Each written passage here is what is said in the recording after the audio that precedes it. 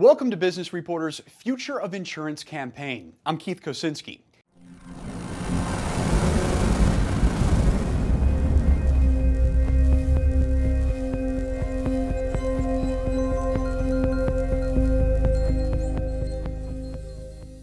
How do employee benefits brokers find and quote the right plans for their clients? How do employers evaluate their options for health insurance and other benefits? What are HR and compliance departments looking for when choosing a health cover?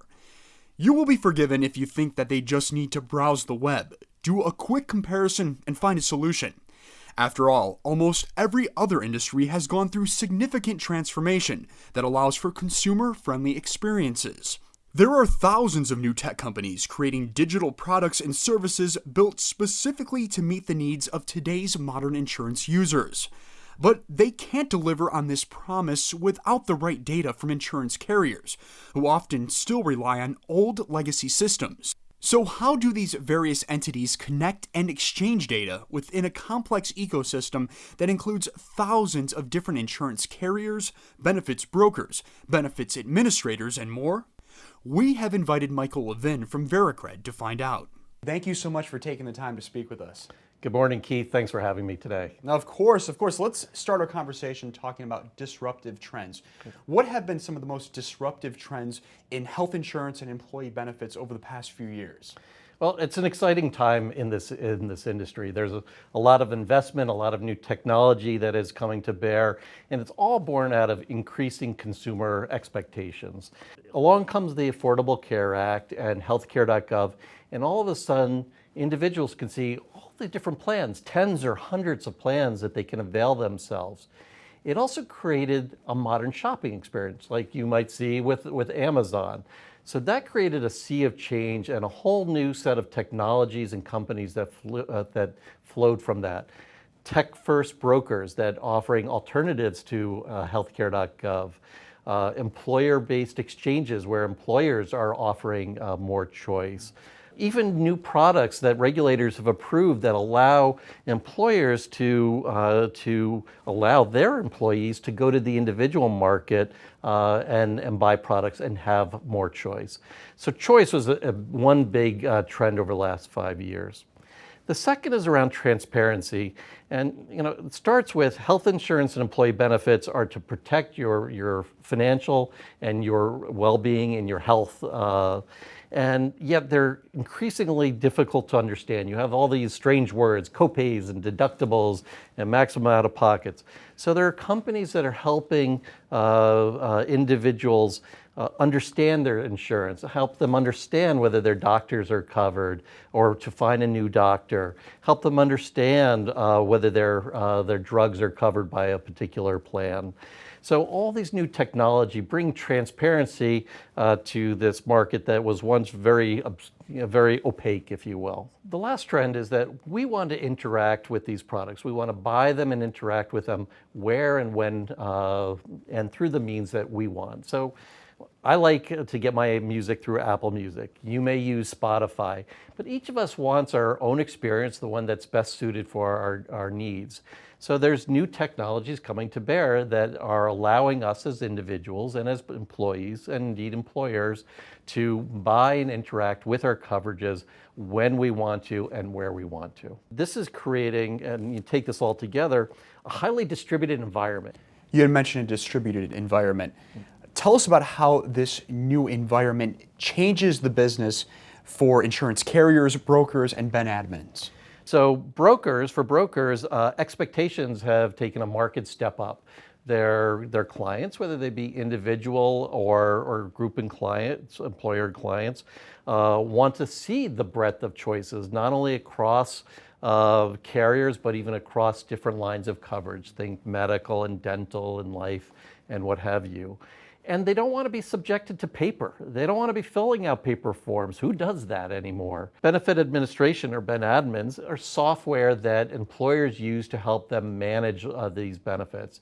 And what's important is this increasing breadth of benefits. So again, not just medical and dental, and life and disability, but there's wellness and telemedicine and identity theft and pet insurance. There's this long tail of benefits that need to be managed.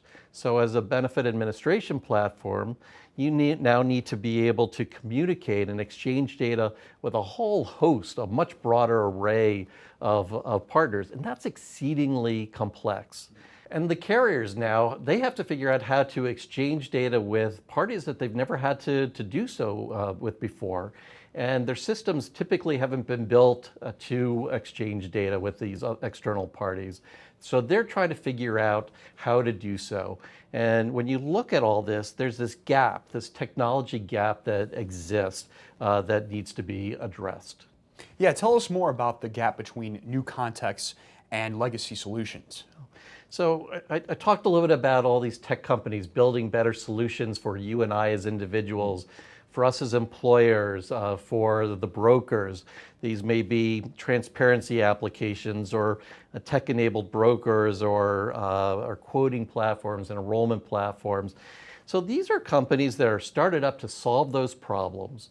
They are tech companies, and they formed assuming that the data and the connectivity that they would need to enable their solution would be there.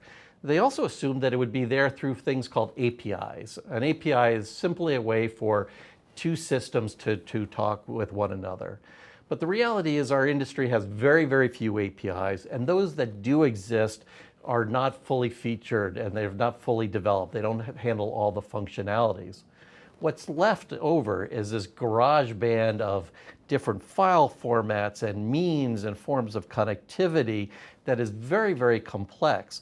So for these tech companies to solve their problem, to build that experience for whomever they're building it, they found that they have to now build the underlying data and connectivity. Now carriers, they have another problem. They're being asked for these things called APIs. And building technology, or when a carrier builds technology, it's never overnight. These are seven-figure investments. They take years to build. It often uncovers kind of deeper systems issues. A lot of these carriers have very old systems, sometimes combination of systems from acquisitions. Sometimes they're based on really old languages like COBOL. And when they're trying to build APIs, they realize that their core systems may need to be replaced. So now we're talking an even bigger investment and even more time. So they're trying to figure out how do they bridge this gap. Well, we talk about infrastructure as a means to bridge this gap. And you're discussing building. We know that Vericred has created a robust infrastructure to help bridge that gap. Yep. Now, how does this help with innovation in this space? Yeah. So first, what's infrastructure? Well, you can think of it as the pipes and the wiring or the connective tissue for the industry. And the value in infrastructure is rooted for all parties in its one-to-many. So for a tech company, they build once and get access to all the carriers and all the providers that are part of that ecosystem. And a carrier as well, through one effort, can get access to all of the technology companies that they are seeking to enable. And there's a bigger opportunity here with infrastructure because there are problems that no one entity, no one Ben admin, no one carrier is going to solve for because they'll just never get the leverage out of it. They can't get the return on investment. Things like business rules and validations. Well, infrastructure can afford to build that kind of refinement into this connective web because they can get the return across multiple users. Mike, one simple last question. What will the health and benefits space look like in 5 years? Well, let's start with where we are today. And people liken signing up and working with their health insurance to sitting in the middle seat of an airplane. 5 years out, we should be and will be seeing enjoyable experiences. So where you buy and how you interact with the insurance, whether you're an individual, an employer, a broker, will just be delightful experiences. We're going to see differences in how we interact with our insurance. Like, for example, Alexa, please change my address with medical carrier A and dental carrier B. We're going to see new products that arise from this digital infrastructure that just weren't possible in kind of the old analog environment in which we have lived and to a great extent currently live. I suspect that we're going to see new distribution. In the UK, for example, you can buy your auto insurance at the gas station. Might we see the ability to buy your health insurance at the drugstore or sign up for your employer-sponsored gym membership at the gym where it's natural. So all of these changes, making health insurance accessible, making it understandable, having better ways to interact, arise from this digital infrastructure. Mike, thank you so much for providing us with some extra insight into the future of insurance and benefits. We really appreciate your time. I appreciate the opportunity to tell our story.